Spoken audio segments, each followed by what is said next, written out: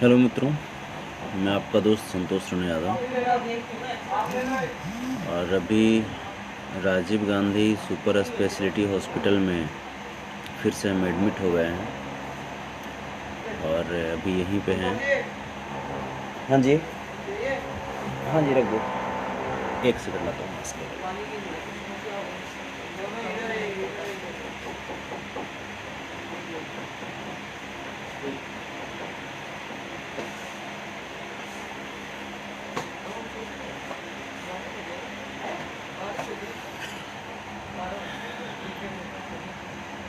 आप सब कैसे हैं ये भी बताइए। और अभी मैं Rajiv Gandhi super speciality hospital में मैं देखिए मैं यहाँ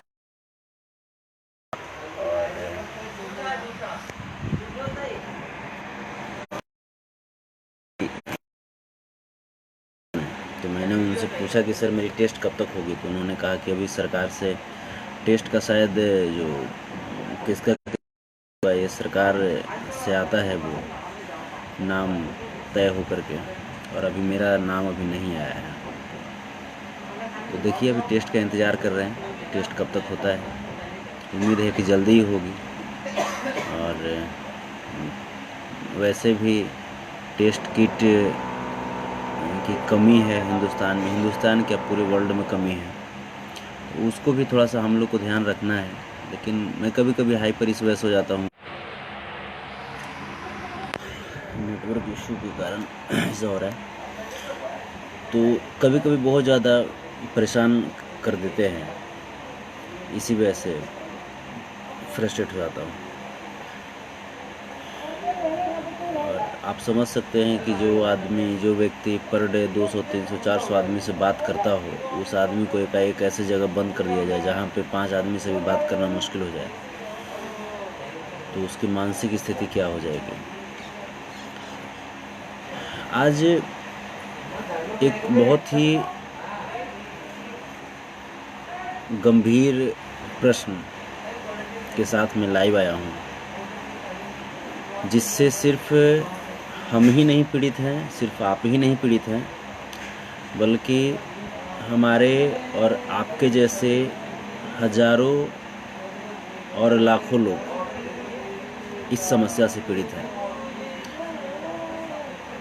ये मानते हैं कि हम चलिए अपने आप में इतना सबल हैं, सामर्थ्य है मेरे पास कि मैं कहीं भी हूँ तो अपनी खाने पीने की सुविधा व्यवस्था कर सकते हैं, लेकिन सिर्फ अपना पेट भर जाने से यहीं तक सिर्फ इंसानियत सीमित नहीं है। सामने वाले के बारे में भी, अपने समाज के बारे में भी, अपने देश के बारे में भी सोचना, जानना और चिंतन करना भी एक अपना काम होना चाहिए। ये भी जिम्मेवारी होनी चाहिए हम इंसानों के लिए। अभी जब से लॉकडाउन हुआ, जो कि ज़रूरी था, उसके बाद जो हमारे श्रमिक देश के विभिन्न राज्यों में और जो पढ़ाई लिखाई कर रहे हमारे देश के भविष्य, हमारे नौजवान साथी, विद्यार्थी, मेरे छोटे भाई, बहुत देश के विभिन्न हिस्सों में और यहाँ तक कि विदेशों में भी फंस गए इस लॉकडाउन की वजह से। इस पे राज्य सरकार, हर राज्य की जो अपनी अपनी सरकार है, पता नहीं क्यों वो रुचि नहीं ले रही है उनको अपने अपने घर में बुलाने के लिए। बहुत सारी चीज़ें ये है कि कुछ लोग का ऐसा कहना है कि ये श्रमिक अपने घर वापस आना चाहते हैं, ये सिर्फ अपने घर वापस आना चाहते हैं।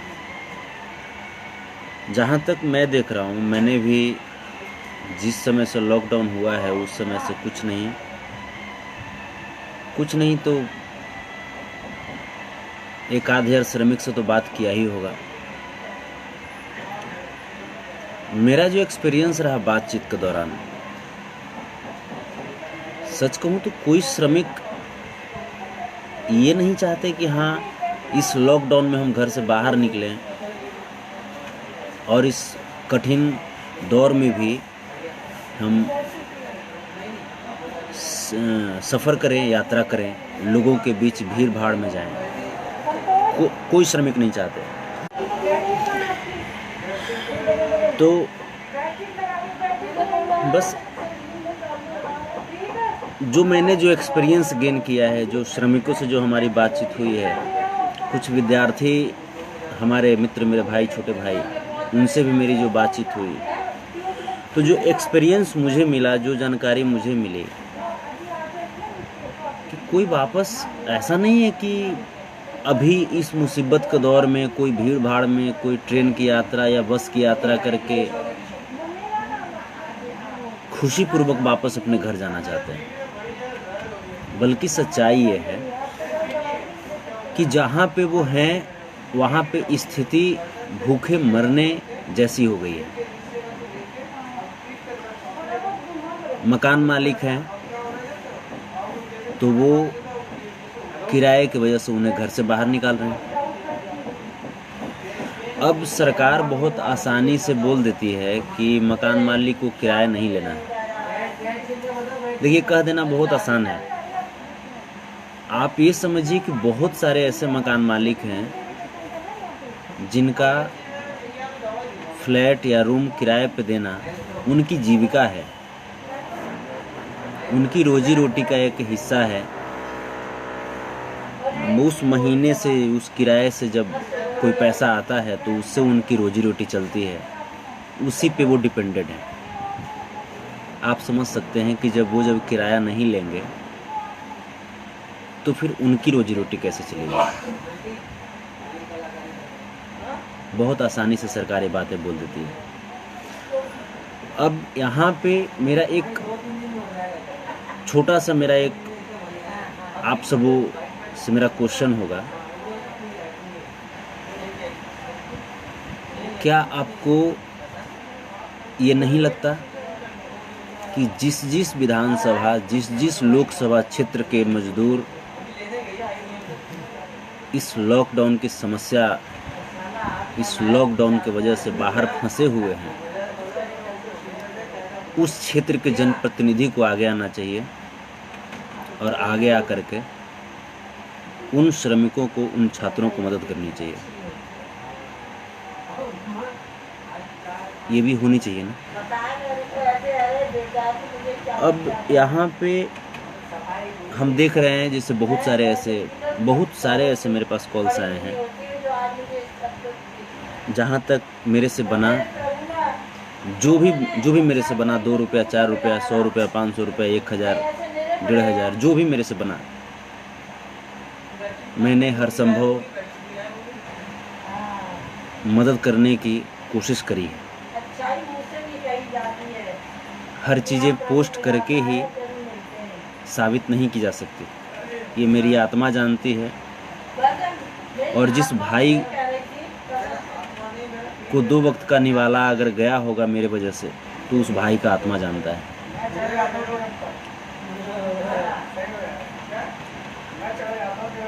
सरकार जो बोलती है कि हमारे पास संसाधन नहीं है,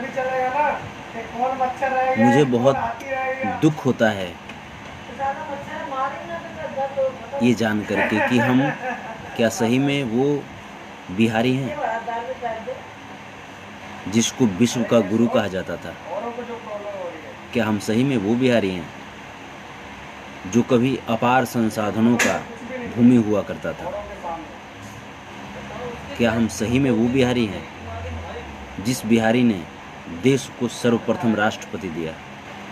क्या हम सही में वो बिहारी हैं जो आर्यभट्ट की धरती है? क्या सही में हम वो बिहारी हैं को ज्ञान की प्राप्ति हुई। क्या सही में हम वो बिहारी हैं?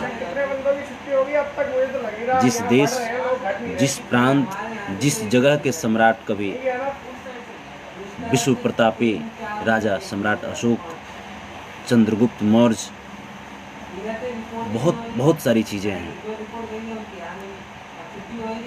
गंभीरता से अगर सोचेंगे तो काफ़ी शर्मिंदगी होती है कि सरकार का ये कहना है कि हमारे पास संसाधन नहीं है। आज बहुत सारे लोग, पप्पू यादव जी आगे आए, तेजस्वी यादव जी आगे आए, एक निषाद पार्टी करके मुकेश साहनी जी आगे आए। हम अभी देख रहे हैं वर्तमान में हमारे लोकसभा क्षेत्र के माननीय सांसद राम कृपाल बाबू के बच्चे अभिमन्यु कुमार जी, अभिमन्यु यादव जी अभी टीम अभिमन्यु बना करके लोगों की सेवा कर रहे हैं। तो ये सब लोग और भी लोग जो निजी संस्थाएं हैं, एनजीओ हैं, ट्रस्ट हैं, सब सेवा कर रहे हैं। गर्व होता है।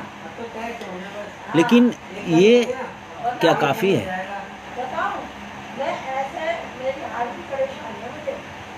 ये मजदूर बाहर गए क्यों? 15 साल बाबूलाल को भी शिफ्ट करने का क्या रखा है? शिफ्ट करेंगे, अच्छी जगह है। राष्ट्रीय जनता दल बिहार में शासन की और 15 साल नीतीश बाबू का भी होने जा रहा है। सबसे ज्यादा कमजोर यही है। फिर भी क्या मजदूरों का पलायन रुका? फिर भी क्या छात्रों का पलायन रुका? नहीं ना। इसके पीछे वजह क्या हो सकता है? हम मानते हैं इस मुद्दे से बहुत कम लोग रिलेट करना चाहेंगे।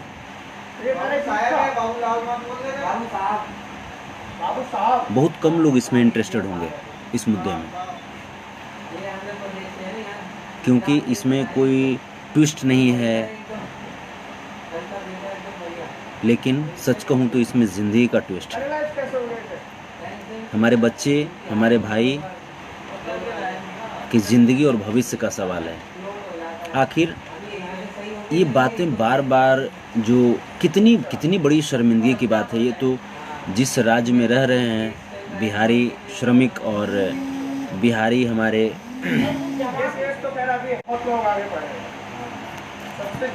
बिहारी हमारे जो छात्र लोग जो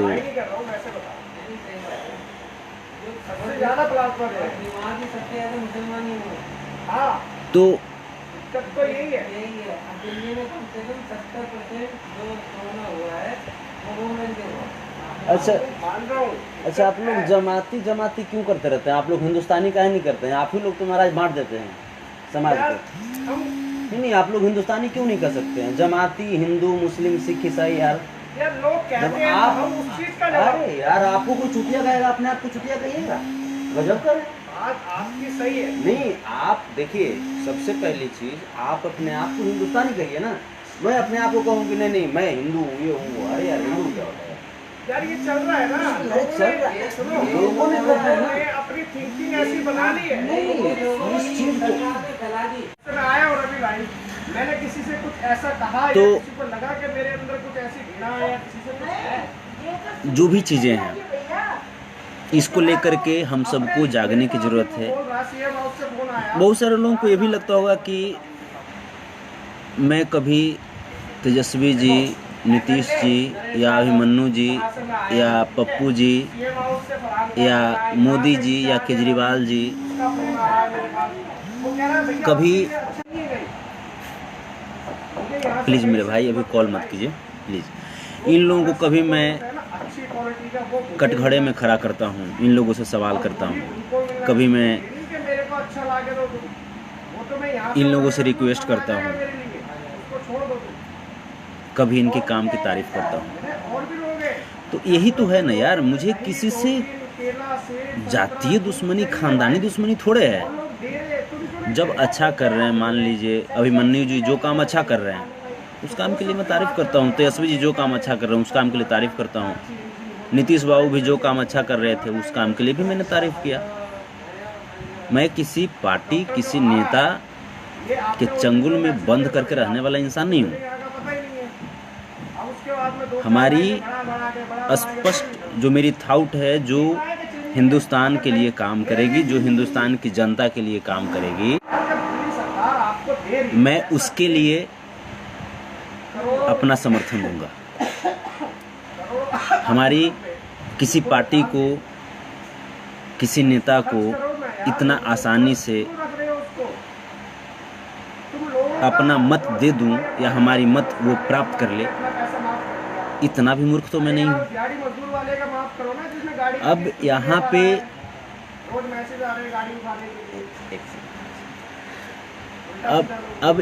पे जो बातें जो उठती है कि वो मजदूर बेचारे बाहर गए क्यों, मैं इसी मुद्दे पे मैं था। 20 साल तक, पहले 15 साल श्री लालू यादव जी और उसके बाद 15 साल श्री नीतीश कुमार जी। अगर मैं पार्टी की बात करूं तो पहले 15 साल राष्ट्रीय जनता दल, उसके बाद 15 साल जनता दल यूनाइटेड और भारतीय जनता पार्टी। लालू जी वाले रीजन में कांग्रेस भी साथ थी, लेकिन ये 30 सालों में बिहार का पलायन रुका, बिहार को लूटा।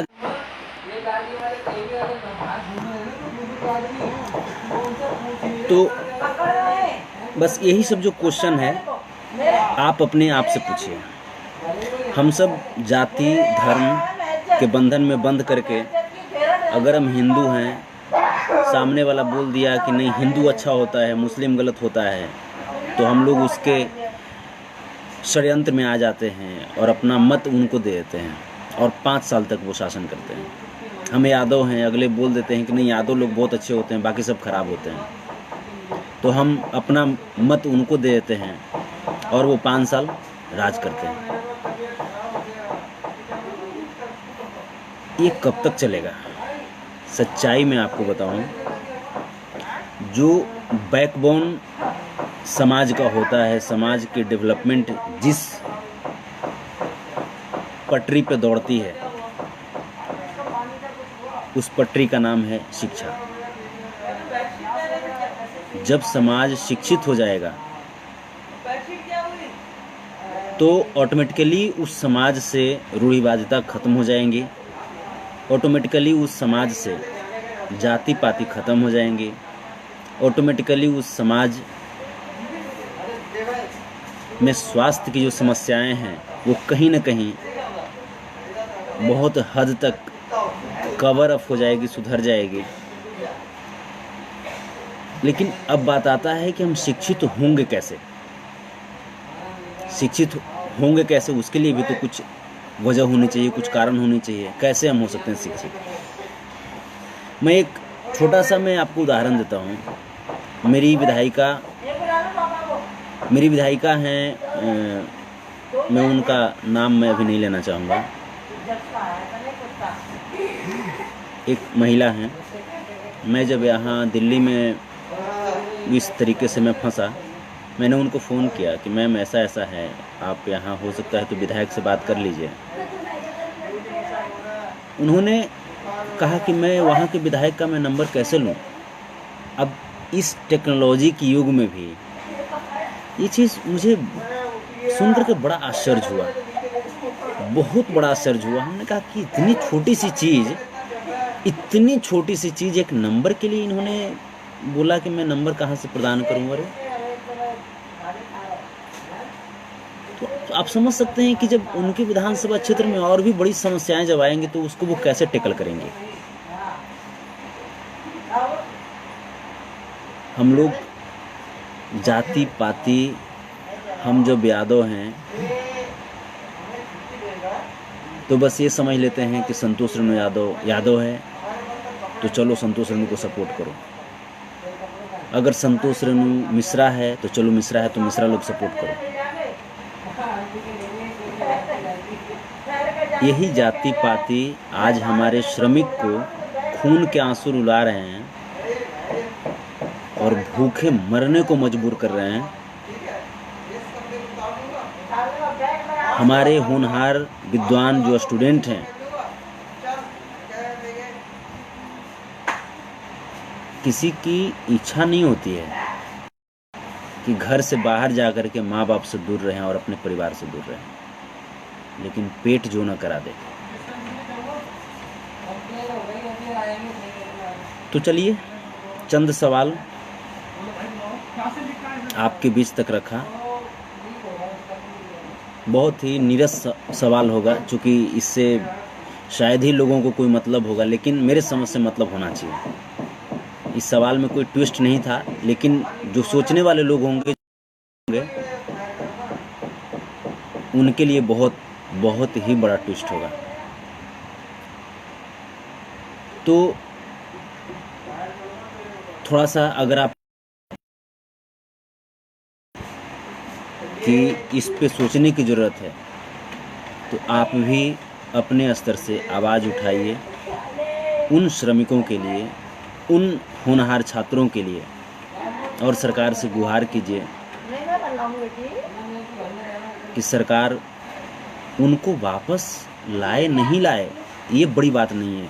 वो जहाँ हैं वहीं पे उनको सुरक्षित रहने का, खाने पीने का इंतज़ाम करा दें। इतना बहुत होगा उनके लिए। एक मेरे पास ऐसे भी कॉल आया था एक बेंगलोर से कि उन्होंने सरकार से, जैसे उनकी प्रॉब्लम है कि वो बिहार के खगड़िया से रहने वाले हैं, संदीप सिंह राजपूत जी उनका नाम है। आधार कार्ड उनका बिहार का बना हुआ है, बैंक अकाउंट उनका दूसरे राज्य का है जहां वो अभी रह रहे हैं, जहां वो अभी 14,000 15,000 की जॉब करते हैं। बिहार सरकार ने घोषणा किया कि जितने भी मजदूर जो बाहर फंसे पड़े हैं उनको 1,000 रुपया मैं दूंगा।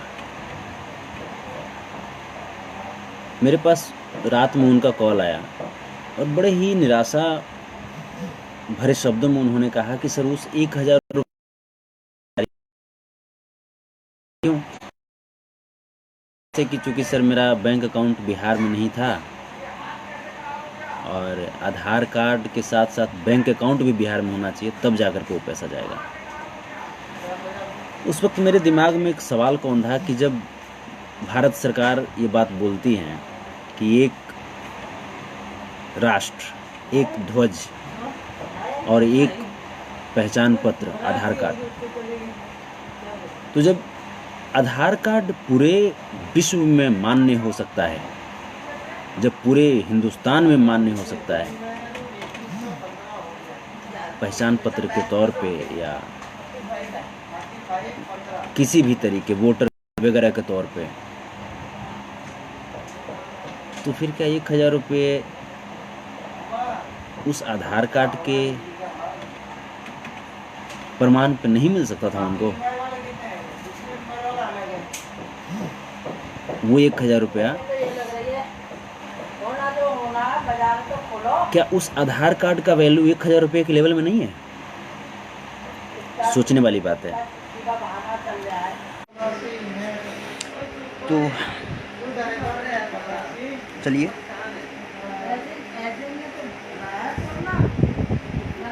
बहुत सारे सवाल जो कि इस वक्त हम सब के दिमाग में कौंधना चाहिए, अगर हम सब इंसान हैं तो। वरना जो लोग घर में बैठे हैं, जिनको 2 वक्त की रोटी मिल जा रही है, वो लोग तो यही सोचते हैं कि कौन श्रमिक, कौन वो छात्र जिसका कोई भाई बाहर में नहीं फंसा हो, जिसके कोई परिवार बाहर में नहीं फंसे हों, उन्हें दर्द कैसे हो सकता है? उनको तो मानसिक रूप पे अपंग कर दिया गया है। आप इस चीज़ को, एक और छोटी सी चीज़ अगर मैं अपनी छोटी सी मैंने स्वार्थ की बात करूं तो, हालांकि उसमें भी मेरी कोई स्वार्थ नहीं है। मैं दिल्ली में फंसा हूँ। दिल्ली में मैं क्यों आया था? मैं दिल्ली में क्यों आया था?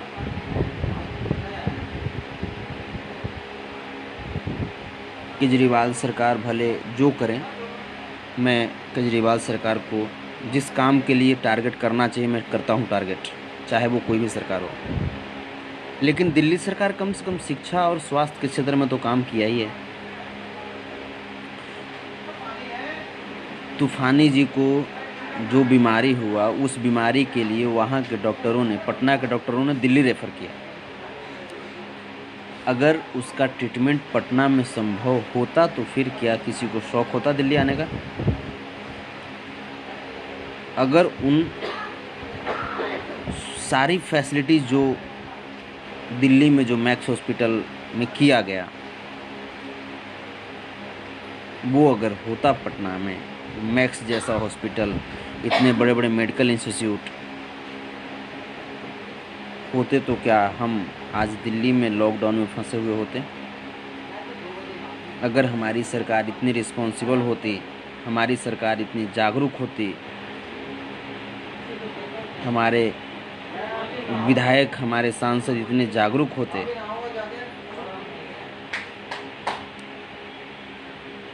तो क्या मुझे इतना चिल्लाना पड़ता?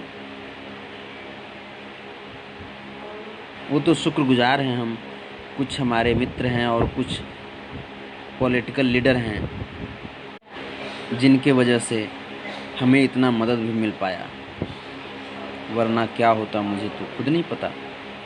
नीतीश कुमार तो हाथ खड़े कर चुके थे कि जो बाहर में हो उसके लिए मुझे कोई चिंता नहीं है।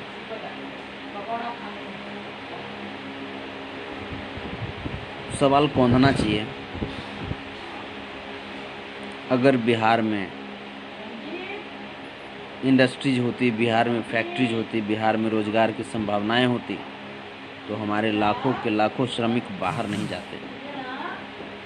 अगर बिहार में उच्च शिक्षा की व्यवस्था होती,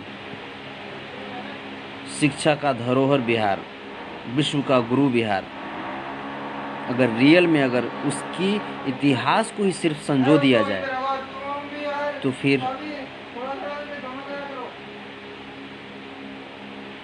हमारे बिहार के नौजवान, होनहार, ऊर्जावान विद्यार्थी को बाहर जाने की जरूरत नहीं पड़ती। सवाल तो बनता है। ये सवाल मैं आप सबों को इस वजह से मैं सुना रहा हूँ, आप सबों को अवगत करा रहा हूँ। अभी बहुत नज़दीक है बिहार में चुनाव। मैं कोई पॉलिटिकल लीडर नहीं हूँ और ना मुझे कोई पॉलिटिकल लीडर बनना। मैं आपका भाई हूँ, आपका दोस्त हूँ और आपका दर्द मुझसे बर्दाश्त नहीं होता, आपकी भूख मुझसे बर्दाश्त नहीं होती।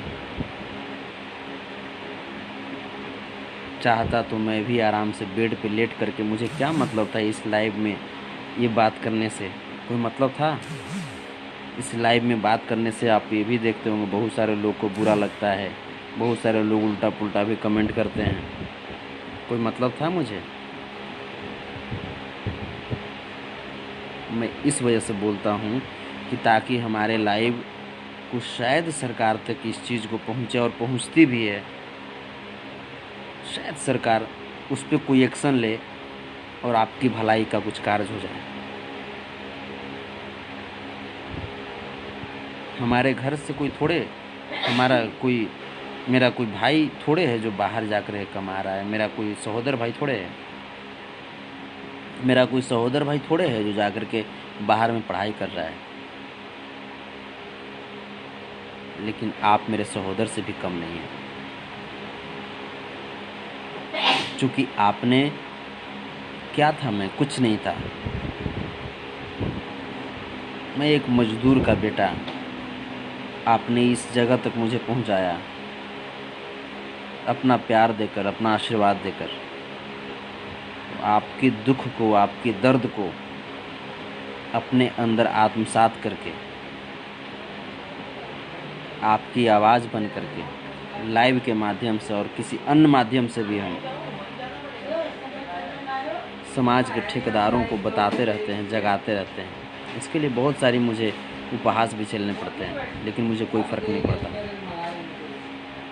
क्योंकि हमारे वजह से आप लोग भी बहुत उपहास झेले होंगे। चलिए, दिल से थैंक यू। आप सब जहाँ हैं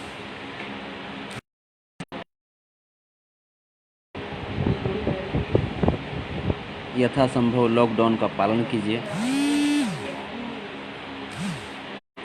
एक सबसे ज़रूरी बात कि प्लीज़ इसको शेयर कीजिएगा, और ताकि सरकार तक पहुँचे और काश कुछ हो जाए आप सबों के लिए।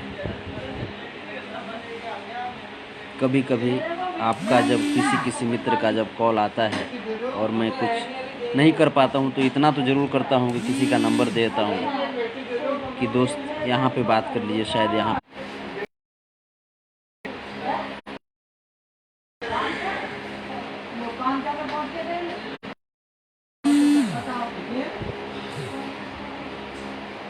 दिल से थैंक यू जो आप मुझे सपोर्ट किए। आप मुझे सपोर्ट करते हैं, इतना प्यार करते हैं। अपना ख्याल रखिएगा, दुआ कीजिएगा, और जो आपके जो भाई हैं, मित्र हैं, अगर भूखे हैं, ये ज़रूर ख्याल रखिएगा। सरकार ध्यान दे ना दे, आप इंसान हैं, इंसानियत के नाते ज़रूर ख्याल रखिएगा कि आपके आजू बाजू भूखे पेट ना सो जाएं। बातें जब तक इंसान जीवित है तब उठानी चाहिए, मर जाने के बाद तो सब शांत हो जाता है। जिंदा आवाज उठाती है।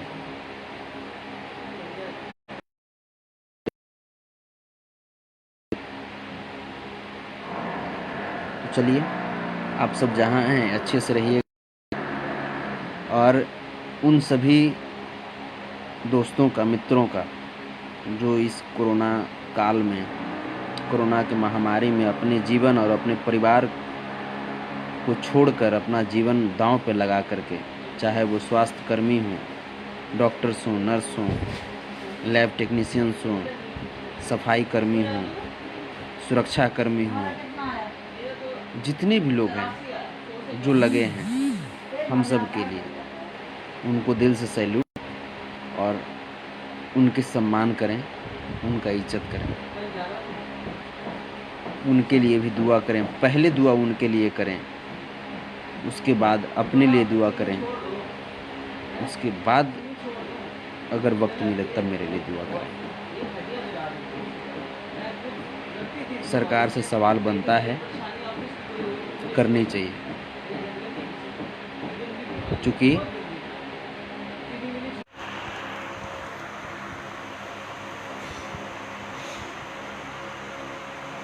जब तक सवाल करेंगे नहीं तब तक उसका जवाब कहाँ से मिलेगा।